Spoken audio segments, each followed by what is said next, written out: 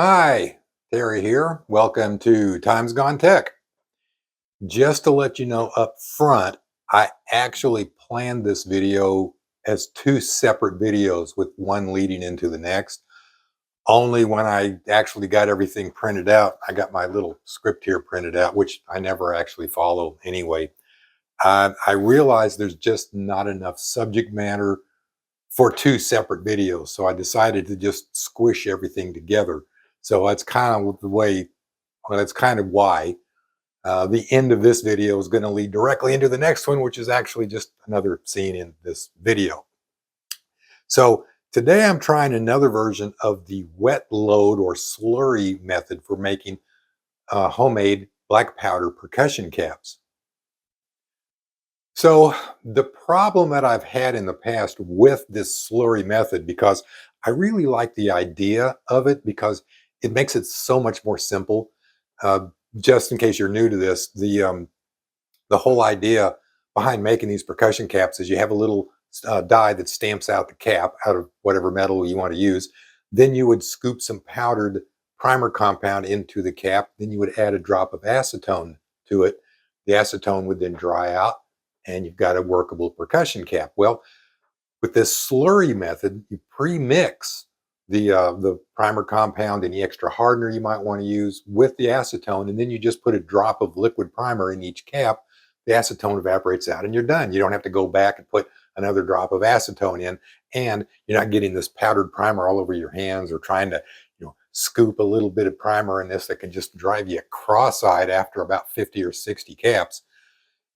So I've been working on developing a reliable method of using an eyedropper to just drop, a drop of primer, like I said, into each cap. The problem that I've been having is the surface tension of the acetone can sometimes, well, you put a little drop of acetone mixed with primer and all on top of the cap, and it looks like the cap is full, except it actually isn't. The surface tension on that bubble actually creates a plug on the top of the cap. So you got like literally a bubble of acetone primer mixture sitting on top of a cap that's basically filled with air. And then when, of course, when the acetone starts to evaporate, that surface tension causes your little bubble to burst and everything dries up. But the upshot is it looked like it was full until you go to shoot it and you realize there's no primer in the cap. It was all in that little bubble that just kind of rolled off the sides of the cap. So I had this idea about using a syringe. And I thought maybe I could just inject a little into each cap. Well, it sounds like a great idea, and I gave it a try, and yeah, didn't work. First of all, that primer compound, it's trying to set up in the eyedropper or in the syringe as I'm working with it, which makes it more difficult to work with. But it just plugged that number 6 needle up. Like I never even got a couple of them filled. And it's really hard to control the injection rate. You got to use both hands to really kind of just slowly inject it in there. And what happens is nothing would happen. And then all of a sudden it just all squirt out. So I ended up putting a great deal of it on my little board instead of in the caps. So I went back to my eyedropper and I tried another idea where I was trying to make the slurry thick enough that one drop would fill the cap, but thin enough that I could pick it up with the eyedropper. And that was the problem that I was having, is balancing those two out. And what I discovered really quite by accident was that if I make the slurry too thin, it actually works better than if I try to make it just right. It's kind of weird, but what happened was, I'm going to show you this little short clip here of me actually filling some caps. What happens is it actually easier for the eyedropper to pick the slurry up. Now, the primer does tend to want to settle out. So I know someone's going to ask about that. So I'm going to say right up front, yes, the primer does tend to settle out. You got to keep the thing stirred up while you're filling up with your eyedropper. Yeah, you do have to continually work with it. But what happens with is this thinner mixture is actually easier to pick up with the eyedropper, and then put a drop into each cap. Now the problem is it's too thin, right? So as that acetone evaporates and leaves the primer behind, there's just not enough primer there. But all I've got to do is just wait a minute or so. In fact, by the time I usually get to the last cap, I can go back to the first one that I filled, and I just put another drop of acetone mixture into it. And then, of course, then by the time I get to the last one, if I need to, I can go back to the first one. The acetone's evaporated out, and I can add another drop. And it's actually easy. And it eliminates this problem of surface tension and bubbles because within that minute or two, the acetone's evaporated out, and it's easy to look at the cap and tell there's no primer in this thing. So I can just go back and add another drop. And by doing that at least 2 times, maybe go back 3 times, I actually get a very good, reliable, consistent mixture of primer. It fills them up about half full, which is about what you want. You want your cap about half full of primer for a good, strong, Remington Magnum type bang. And yeah, it's been working out pretty good. So I made up 100 caps, and during the intermission between this video and the upcoming video, I took them out and I tested them.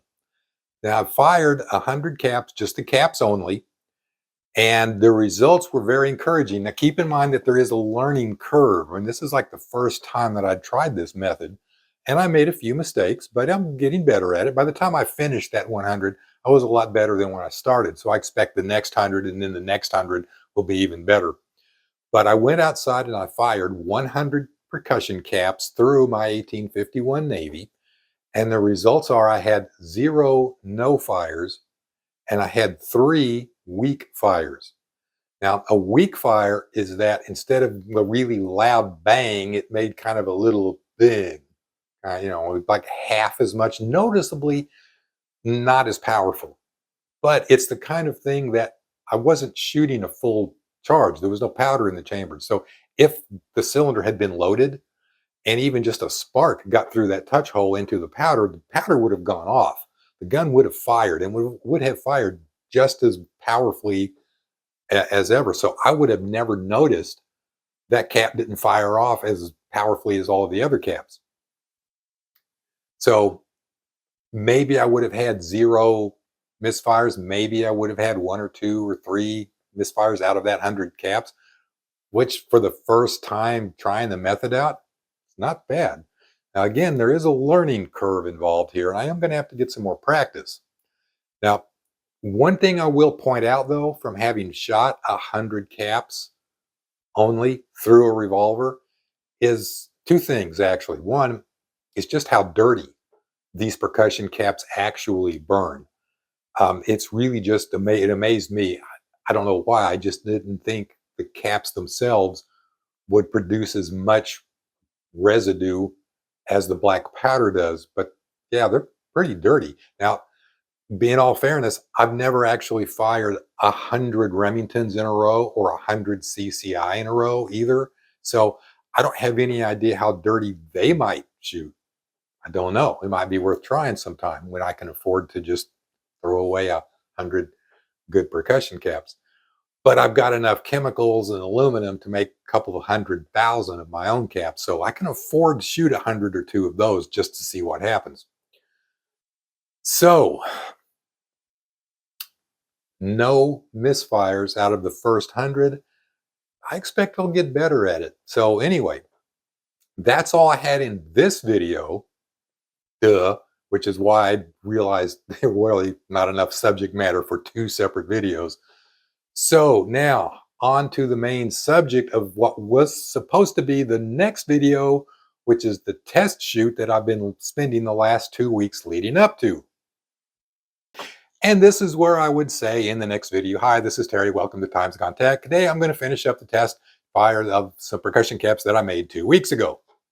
Okay, here's what happened. I made up some percussion caps using the dry method, which is what I started out using. And that's, again, where you mix your primer powder separately from the cap, then you scoop a little powder in the primer, and then you add a drop of acetone, and then you let it dry. So I made up a couple dozen of these, and I put them in little separate, some empty tins that I have here. And the idea was I used 3 different extra hardeners because the hardener that's mixed with whatever hardener they use that comes with the primer doesn't work very well. And I tried synthetic lacquer. I tried Duco nitrocellulose adhesive, and I tried super glue, oddly enough. And I did a few quick preliminary proof of concept tests, and they all worked. So I decided to make up a few dozen of each, and I would carry some around in these little tins, and then I would load my revolver, one of my revolvers, with 2 of each, try them out, see what happens. Well, everything so far starting out was great. Okay, they all passed the 10 test with flying colors, and these have been bouncing around in a pocket, shirt pocket or pants pocket, for 2 weeks. This is the natural cellulose, and you can see there's not a crumb of powder floating around in there. And it's the same with the super glue and the lacquer. So I was quite encouraged. I thought everything would be great, right? And that's where everything started going south. What happened was pretty much all of the lacquer and the super glue caps failed to fire. Now, the thing about that is, again, remember, I made these with the dry method. Also, something I forgot to mention in the previous one, and I apologize for that, but I'll get it in now because this is still the same video.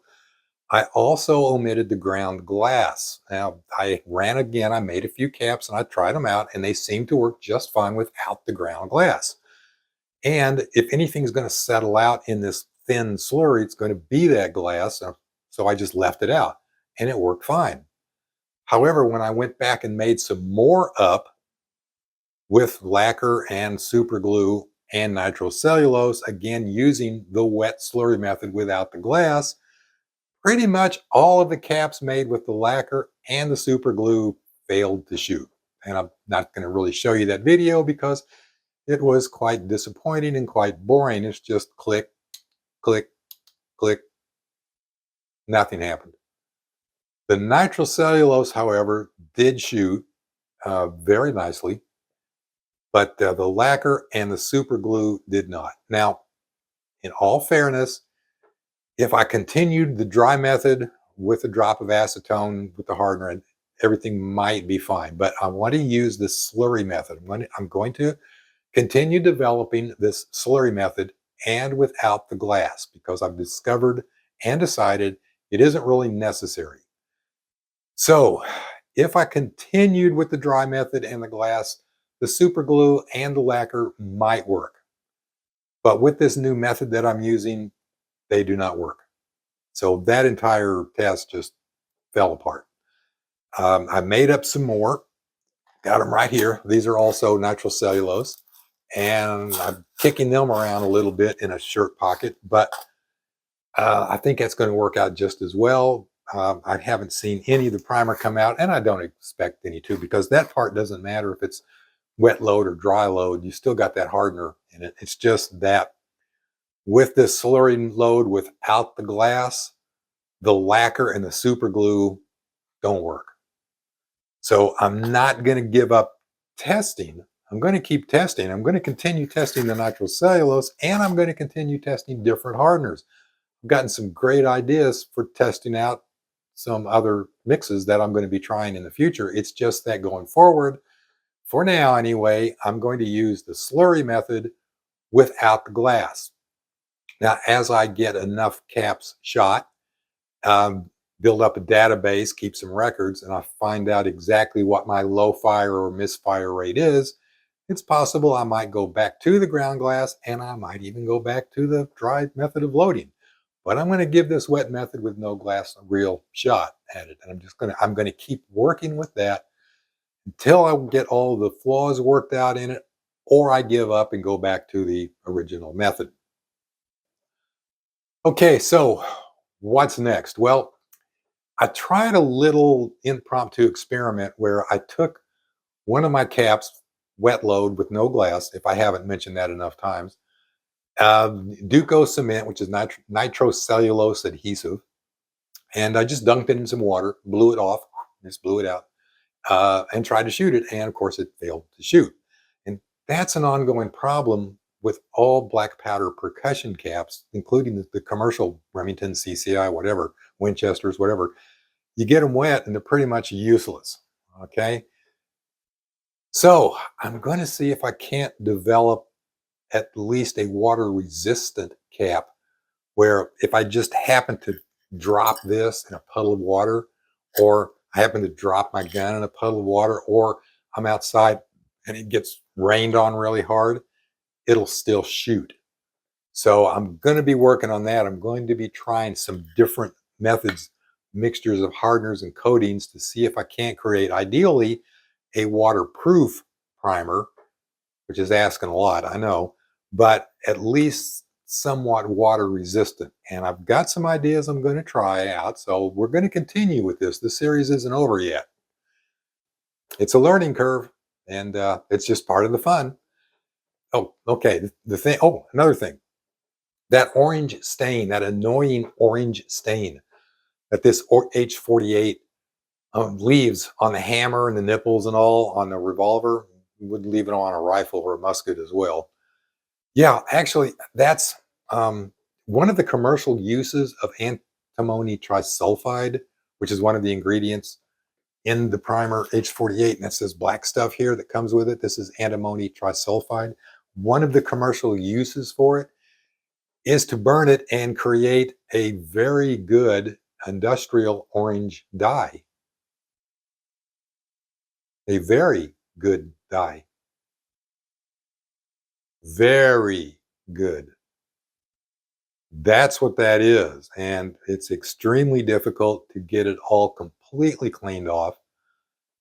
I mean, I can soak them in hot soapy water and scrub with a wire brush, toothbrush. It doesn't matter. I get it in the light just right, and there's orange shadows in here and there. It's just, if you want to use H48, that's just something you're going to have to live with too. So anyway, that's the end of this video series on these three hardeners. Thanks for watching. Hope you liked my video, and I'll see you at the test range. I'll be the one with the orange revolver.